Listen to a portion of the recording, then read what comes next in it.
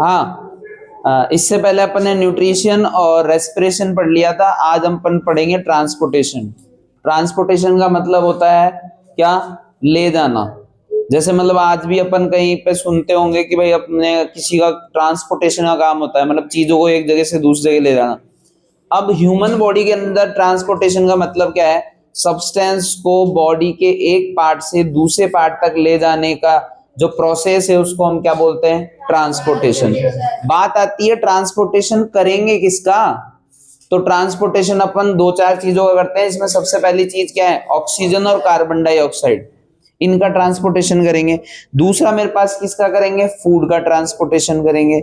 और waste, नाइट्रोजनी waste का transportation करेंगे। और मेटाबॉलिक वेस्ट का ट्रांसपोर्टेशन करेंगे। और हार्मोन्स का ट्रांसपोर्टेशन करेंगे। मतलब इतनी सारी चीजों का ट्रांसपोर्टेशन करेंगे। अब भैया करेंगे किससे? जैसे मान लो यहां अपन ट्रांसपोर्टेशन सुनते हैं तो उसका किससे करते हैं? कोई ट्रक हो गया, कोई और कोई चीज हो गई। तो यहाँ पे बॉडी के अंदर जो ट्रांसपोर्टेशन का काम है वो किसका है भैया? ब्लड का। किसका है? ब्लड। सामने देखो, ब्लड जो है वो होता क्या है? ब्लड एक लिक्विड होता है और जो दो चीजों से मिलकर बना होता है। देखो सामने, ब्लड जो है वो मेनली दो चीजों से मिलकर बना होता है, जिसमें एक होता है अपना प्लाज्मा। क्या होता है? प्लाज्मा। और एक होती है ब्लड सेल्स। क्या होती है? Blood cells. प्लाज्मा जो होती है वो ब्लड का 55% होता है, जबकि ब्लड सेल जो होती है वो कितनी होती है? 45%। समझ में है? फिर उसके बाद अगर बात करें कि ब्लड सेल कौन कौन सी होती है, तो RBC, एक होती है WBC, एक होती है प्लेटलेट्स। जबकि प्लाज्मा जो है उसमें 91 से लेकर 92% तक वाटर, मिनरल्स और भी बहुत सारी चीजें होती है। तो ये अपन ने ब्लड, प्लाज्मा या फिर ब्लड के बारे में थोड़ा सा ऊपर ऊपर से पढ़ लिया है। अब बात करते हैं अपन ब्लड सेल की। ब्लड सेल में सबसे पहला कौन सा है भैया? RBC। तो सुनना ध्यान से, RBC जो होती है उसकी साइज का क्वेश्चन MCQ आ चुका है कि ब्लड जो होती है उसके अंदर RBC होती है, उसकी शेप कैसी होती है? तो उसकी शेप कैसी होती है? राउंड शेप होती है। कैसी होती है? राउंड शेप, या जिसको हम एक डिस्क शेप नाम से भी जान सकते हैं। किससे? Disc shape. ये क्वेश्चन MCQ आ चुका है कि RBC की जो शेप होती है वो कैसी होती है? तो कैसी होती है? डिस्क शेप, गोल होती है। अब RBC जो है उसमें ऐसा क्या होता है जिसके कारण हमारे ब्लड का जो कलर है वो क्या होता है? रेड। क्या होता है बताओ? कौन सा ऐसी चीज है जिसके कारण हमारे ब्लड जो है उसका जो कलर है वो रेड होता है? उसका आंसर क्या है? हीमोग्लोबिन। क्या है? हीमोग्लोबिन। उसके बाद बात करें कि RBC का दूसरा नाम क्या है, तो हमें याद रखना है इरिथ्रोसाइट। क्या है? इरिथ्रोसाइट। और उसके बाद हम बात करते हैं WBC। तो WBC का काम जो है वो क्या है? हमारी बॉडी के अंदर जितने भी डिजीज है उनसे हमारी प्रोटेक्शन करने का काम किसका है? WBC। और ये क्या होती है? कलरलेस होती है। कैसी होती है? कलरलेस। कलर नहीं होता है, व्हाइट होता है, क्योंकि इसके नाम से पता लग रहा है। देखो RBC का पूरा नाम red blood corpuscles, white blood corpuscles. तो व्हाइट है मतलब कैसी है? कलरलेस है। कैसी है? कलरलेस। इसका दूसरा नाम पूछे तो क्या है? ल्यूकोसाइट। क्या है? ल्यूकोसाइट। क्या है? ल्यूकोसाइट। फिर उसके बाद बात करें प्लेटलेट्स। प्लेटलेट्स का जो काम होता है वो क्या होता है भाई? प्लेटलेट्स का काम, प्लेटलेट्स का काम होता है हमारे शरीर के अंदर जो ब्लड है उसके अंदर क्लॉटिंग बनाने का काम। मतलब ब्लड क्लॉटिंग का काम किसका है भाई? प्लेटलेट्स का। किसका है? प्लेटलेट्स का। और ये जो प्लेटलेट्स है इसका अगर कोई दूसरा नाम पूछे तो हमको याद रखना है क्या? थ्रोम्बोसाइट। क्या याद रखना है? थ्रोम्बोसाइट। मैं दोबारा बोल रहा हूं एक बार, RBC का नाम है इरिथ्रोसाइट, WBC का है ल्यूकोसाइट, और प्लेटलेट्स का क्या नाम है? थ्रोम्बोसाइट। इसकी जो साइज है वो क्या होती है? Disc shape. इसकी साइज जो होती है वो कैसी होती है?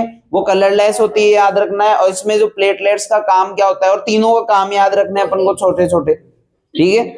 अब बात आ जाओ भैया फंक्शन ऑफ ब्लड, कि ब्लड काम क्या करता है। तो सबसे पहला काम भैया ब्लड का क्या है, ट्रांसपोर्टेशन। दूसरा काम पीएच मेंटेन का, किसका, पीएच को मेंटेन रखने का। तीसरा काम जो है वो वाटर एब्जॉर्वेशन का है। चौथा काम जो है वो वेस्ट प्रोडक्ट को लाने और ले जाने का है। अगला काम है हमारी बॉडी के पीएच को मेंटेन रखने का है। और हमारी बॉडी का जो पीएच है वो कितना, 7 से लेकर 7.8 के बीच में होता है। ये हमारी बॉडी की क्या है, पीएच रेंज है। क्या है, पीएच रेंज। ये अपन ने पीएच वाले चैप्टर के अंदर पढ़ा था, अगर याद हो तो। फिर बात करते हैं अपन क्या है, देखो ट्रांसपोर्टेशन ऑफ हार्मोन्स, मतलब ब्लड क्या करता है, ट्रांसपोर्ट करता है हार्मोन्स को एक जगह से दूसरी जगह ले जाने की में।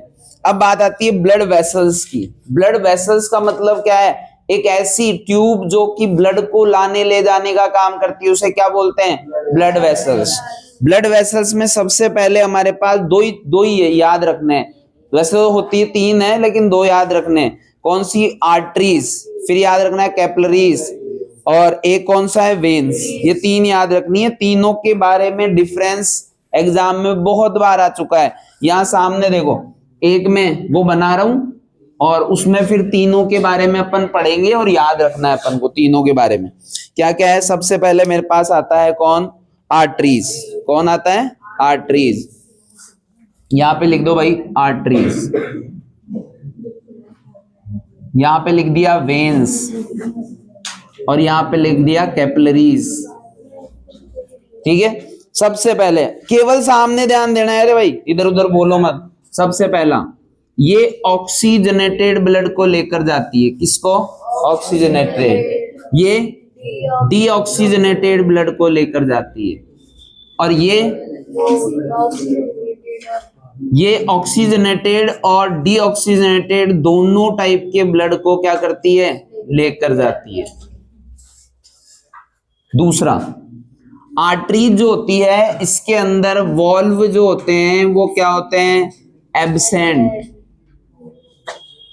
इसके अंदर वॉल्व जो होते हैं वो क्या होते हैं, प्रेजेंट। और इसके अंदर वॉल्व क्या होते हैं, एब्सेंट। फिर बात कर रहे हैं कि भाई ये जो होती है ये कैसी होती है, थिक।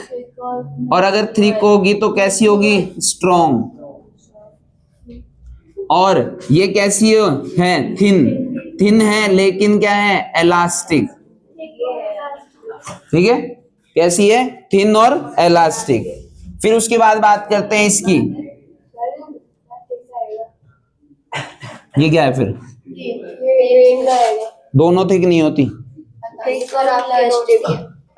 हाँ तो उसमें कटा हुआ है, हाँ थिन कर लेना उसको, थिन और इलास्टिक। और तीसरा जो है वो कैपिलरीज है, तो उसमें तो एक तो कैसी होती है, थिक, और एक कैसी होती है, थिन।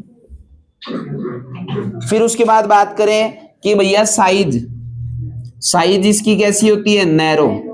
कैसी होती है, इसकी साइज कैसी होती है, वाइड। और इसकी साइज कैसी होती है, मीडियम। कैसी होती है, मीडियम। एक लास्ट और याद रखना है कि इसमें जो प्रेशर होता है वो क्या होता है, लो। इसमें प्रेशर कैसा होता है, हाई।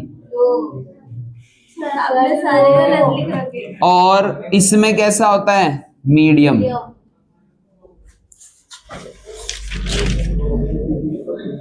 प्रेशर, अच्छा पहले में हाई है, सॉरी पहले में हाई है। इसमें कैसा है, हाई। इसमें कैसा है, लो। और इसमें कैसा है, मीडियम। बस अब सही है, ये इसको सही कर लेना बस, बाकी सब पूरा का पूरा सही है, ठीक है। और ये मोस्ट इंपोर्टेंट बोल रहा हूं मैं इस साल, ध्यान रखना है इसको। हाँ भाई, उसके बाद में अपन चलते हैं, देखो किसके पास में, ये हो गया, ये हो गया। हाँ भाई, अब आर्टरीज और वेन्स के बारे में अपन ने बात कर ली है। अब मेन है ना, आर्टरी और वेन्स के बारे में ही बात करेंगे। देखो क्या करेंगे, सबसे पहले आर्टरीज। इधर देखो, आर्टरीज अभी अभी पढ़ा है हमने भैया, क्या करती है, ऑक्सीजनेटेड ब्लड को लेके जाती है आर्टरीज। एक ऐसी आर्टरी जो डीऑक्सीजनेटेड ब्लड को लेकर जाती है, उस आर्टरी को हम क्या बोलते हैं, पल्मोनरी आर्टरी। समझ में आया? उल्टा है। दूसरा, लार्जेस्ट आर्टरी का नाम एरोटा। तीसरा, एक ऐसी वेन जो कि ऑक्सीजनेटेड ब्लड को लेकर जाती है, उसे हम क्या बोलते हैं, पल्मोनरी वेन। चौथा, लार्जेस्ट वेन का नाम,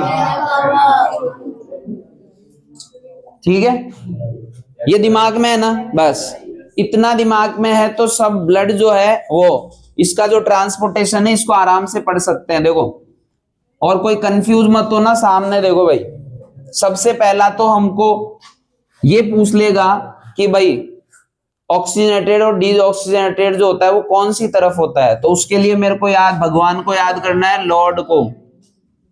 किसको याद करना है? भगवान को। एल का मतलब क्या होगा, लेफ्ट। ओ का मतलब क्या होगा, ऑक्सीजनेटेड। आर का मतलब क्या होगा, राइट। और इसका मतलब क्या होगा, डीऑक्सीजनेटेड। ये याद रख लेना भाई। हो गया? अब इधर देखो, ये मान लो हमारा जो हार्ट है उसमें 4 चेम्बर होते हैं। कितने चेम्बर होते हैं? 4। अपर चेम्बर को बोलते हैं एट्रियम और नीचे को बोलते हैं वेंट्रिकल। इनमें डिफरेंस, केवल 3 डिफरेंस याद रखने हैं। सबसे पहला, जो एट्रियम होता है वो अपर चेम्बर होता है और वेंट्रिकल जो होता है वो लोअर चेम्बर होता है। एट्रियम जो होता है वो ब्लड को रिसीव करने का काम करता है, जबकि ये बैक फ्लो कराने का या पंप कराने का काम करता है। समझ में आ गया? इसकी वॉल जो होती है कैसी होती है, थिन, और इसकी वॉल जैसी कैसी होती है, थिक। बस आर्टरीज का काम है रिसीव करने का, और वेन्स का, सॉरी, एट्रियम का काम है रिसीव करने का, और वेंट्रिकल का काम क्या है, पंप करने का। तो अब देखो, ये कौन सा है, लेफ्ट साइड है, तो लेफ्ट एट्रियम। तो ये कौन सा हो जाएगा, राइट एट्रियम। ये क्या हो जाएगा, लेफ्ट वेंट्रिकल, और ये हो जाएगा राइट वेंट्रिकल। यहां क्या हो जाएंगे, लंग्स, और यहां क्या हो जाएंगे, बॉडी ऑर्गन्स। अब सुनो, सबसे पहले स्टार्ट करेंगे हम लंग्स से। लंग्स से बताओ कौन सा ब्लड आएगा, ऑक्सीजनेटेड आएगा। अब ऑक्सीजनेटेड ब्लड को लेने वाला ऐसा वेन का नाम बताइए, पल्मोनरी वेन। तो यहां से कौन लाएगा, एक बात है ना, दिमाग में बैठा लेना कि ऊपर ऊपर है ना, ऊपर ऊपर पल्मोनरी आएंगे दोनों। समझ में आओगे, ताकि किसी को कंफ्यूज ना हो। ऊपर ऊपर दोनों क्या आएंगे, पल्मोनरी, और नीचे नीचे लार्जेस्ट आएंगे दोनों। ठीक है? तो देखो, ऐसी वेन जो कि ऑक्सीजनेटेड ब्लड को लेकर जाती है उसका क्या नाम है, पल्मोनरी वेन। तो पल्मोनरी वेन यहां से निकली और ब्लड को कहां लेके आई, लेफ्ट एट्रियम। पहला क्वेश्चन कि हार्ट के अंदर सबसे पहले ब्लड कहां आता है, लेफ्ट एट्रियम। राइट एट्रियम भी मत करना, गलत है। क्या है, लेफ्ट एट्रियम। अब लेफ्ट एट्रियम से ब्लड कहां जाएगा, लेफ्ट वेंट्रिकल में। वेंट्रिकल का काम क्या है, बैक फ्लो। बैक फ्लो करवाएगा, यहां से लेकर आएगा। और बताओ यहां कौन लेके जा रहा है, लार्जेस्ट आर्टरी का नाम एरोटा। तो यहां पे कौन होएगा, क्यों, क्योंकि आर्टरी जो है वो क्या काम करती है, ऑक्सीजनेटेड ब्लड को लेकर जाती है, इसलिए भैया कौन लेके आएगा, एरोटा लाया। अब एरोटा से यहां पे आएगा बॉडी ऑर्गन्स तक, कौन सा ब्लड गया, ऑक्सीजनेटेड गया। किसने बोला था बैठने के लिए, हैं, खड़ा हो। हाँ, हो गया। अब बॉडी ऑर्गन में चला गया। अब बॉडी ऑर्गन से कौन सा ब्लड आएगा, डीऑक्सीजनेटेड, और कहां जाएगा, राइट एट्रियम में। और किसके थ्रू जाएगा,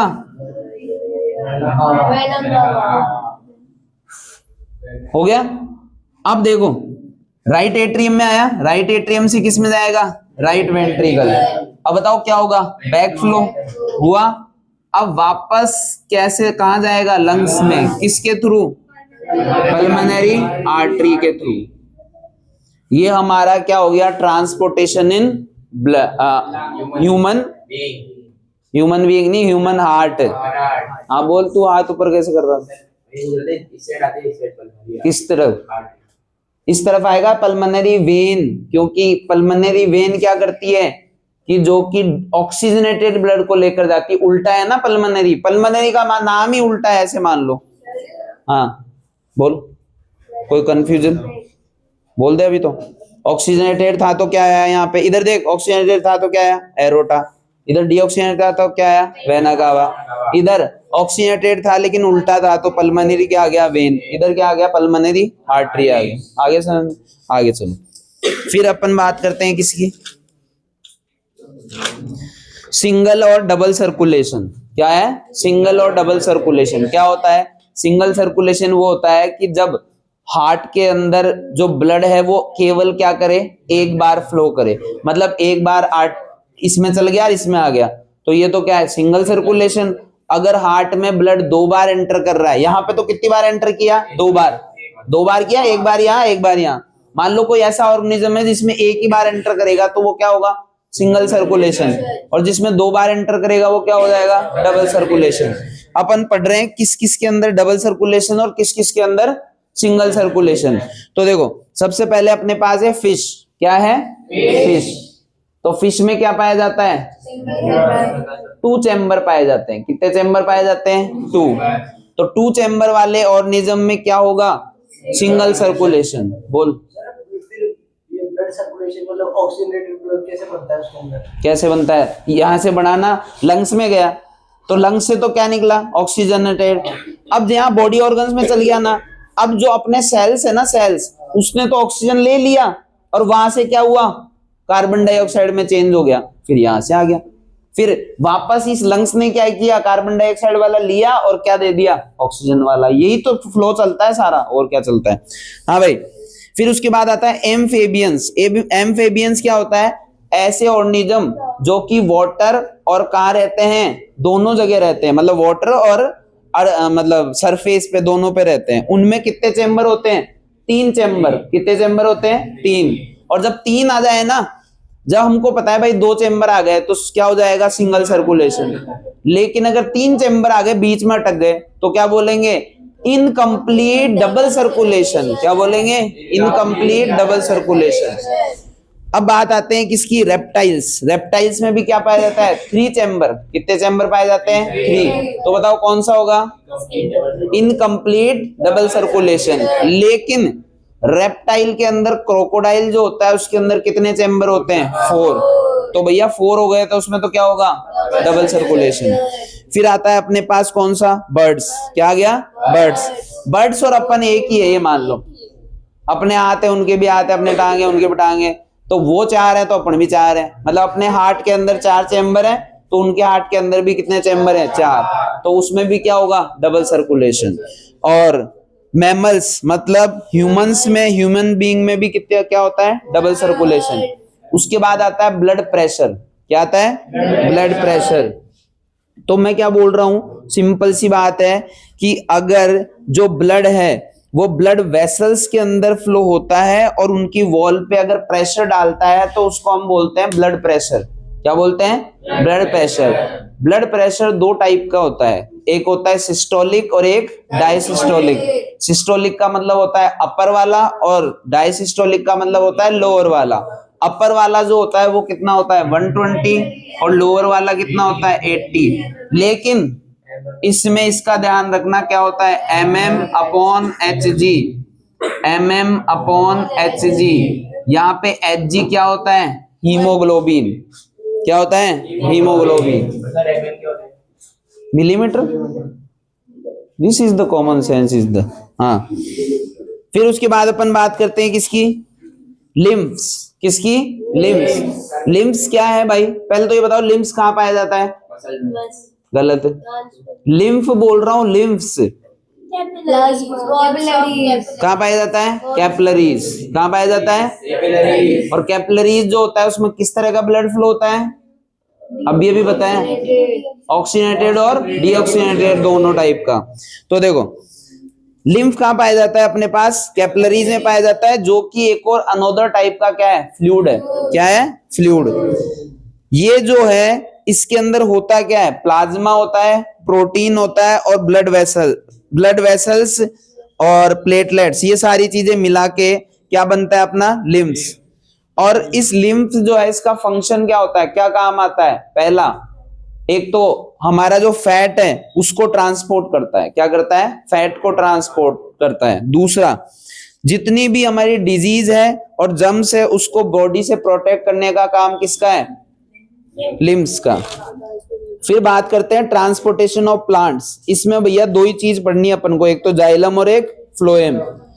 जाइलम और फ्लोएम को ध्यान से समझो भाई। इधर देखो, ये एक प्लांट है,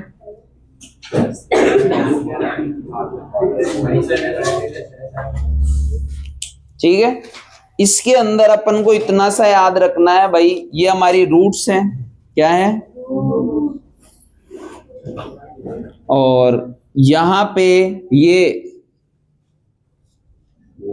वाटर और मिनरल्स, सॉइल से ये क्या लेता है? ये सॉइल है, यहां से वाटर और मिनरल्स को रूट्स के द्वारा कहां ले जाता है? ये लीफ तक। कहां ले जाता है? किसकी मदद से? जाइलम। किसकी मदद से? जाइलम। और जाइलम क्या है? एक डेड सेल। क्या है? डेड सेल है। ये 9th क्लास में पढ़ा था। फिर उसके बाद भैया फोटोसिंथेसिस प्रोसेस होती है, फूड बनता है। फूड को अपर और लोअर दोनों डायरेक्शन के अंदर ले जाता कौन है? फ्लोएम। ये बात ध्यान रखना। अब एक एक चीज समझा रहा हूं। सबसे पहला है मेरे पास एसेंट ऑफ सैप। क्या है? Ascent of SAP. Ascent of SAP होता क्या है? सुनो क्या बोल रहा है भाई? ट्रांसपोर्टेशन ऑफ वाटर और मिनरल्स किसकी मदद से? जाइलम की मदद से। कौन सी डायरेक्शन में? अपर डायरेक्शन में या अपवर्ड डायरेक्शन के अंदर ले जाने की प्रोसेस को जो हम क्या कहते हैं? Ascent of SAP. क्या कहते हैं? Ascent of SAP. अब मेरे को चलो ये बताना कि ये जो वाटर और मिनरल्स अपर डायरेक्शन में जा रहा है वो किसकी मदद से जा रहा है? कोई खींच रहा है क्या? ऊपर से मोटर लगा रखी है क्या? फिर किसकी मदद से जा रहा है? Root pressure. किसकी मदद से? Root pressure. और ये बताओ कि जब खाना बन गया वो अपर और लोअर डायरेक्शन में किस मदद से जा रहा है? बताना देंगे। किसकी मदद से? फ्लोएम। क्यों? क्योंकि वो लिविंग सेल है। क्या है? लिविंग। उसको मोटर की जरूरत नहीं है भाई, वो खुद क्या कर रहा है? ऊपर अपवर्ड डायरेक्शन में और नीचे लोअर डायरेक्शन में भेज रहा है। उसके बाद आता है मेरे पास फंक्शन ऑफ ट्रांसपीरेशन। पहले तो बताओ ट्रांसपीरेशन होता क्या है? ट्रांसपीरेशन, हाँ, लॉस ऑफ एक्सेस वाटर। कहने का मतलब है जब फोटोसिंथेसिस प्रोसेस होती है या फिर अनफेवरेबल कंडीशन के अंदर जब प्लांट रहता है, तब वाटर जो है अगर उसके पास ज्यादा है, मान लो वाटर की क्वांटिटी क्या है? ज्यादा। सर्दियों के अंदर देखा होगा तुमने, सुबह जब अपन देखते हैं तो पौधे के जो लीव्स होती है उसके ऊपर पानी बाहर निकला रहता है। क्यों निकला रहता है भाई? वो एक्स्ट्रा वाटर था। क्या था? Extra water. उसको बाहर निकाल देना क्या कहलाता है? ट्रांसपीरेशन। क्या कहलाता है? ट्रांसपीरेशन। फिर आता है ट्रांसलोकेशन। मैं डायरेक्ट बोल रहा हूं, दो क्वेश्चन इंपॉर्टेंट है, ध्यान सुन लेना। एक तो एसेंट ऑफ सैप और एक ट्रांसलोकेशन। सुन ले, दोबारा सुन लो। एसेंट ऑफ सैप क्या होता है कि जब वाटर और मिनरल्स को सॉइल से ऊपर की तरफ जाइलम की मदद से ले जाने की प्रोसेस को तो क्या कहते हैं? Ascent of SAP. और जो मेरे पास फूड बन गया तो फूड को लीफ से अपवर्ड और लोअर या अपवर्ड व डाउनवर्ड डायरेक्शन में ले जाने की प्रोसेस को क्या बोलते हैं? ट्रांसलोकेशन। क्या बोलते हैं? ट्रांसलोकेशन। ये दो याद रख लेना अच्छे से। फिर उसके बाद अपने बात आता है एक्सक्रीशन, जो अपन क्या करेंगे? कल पढ़ेंगे। बन गए।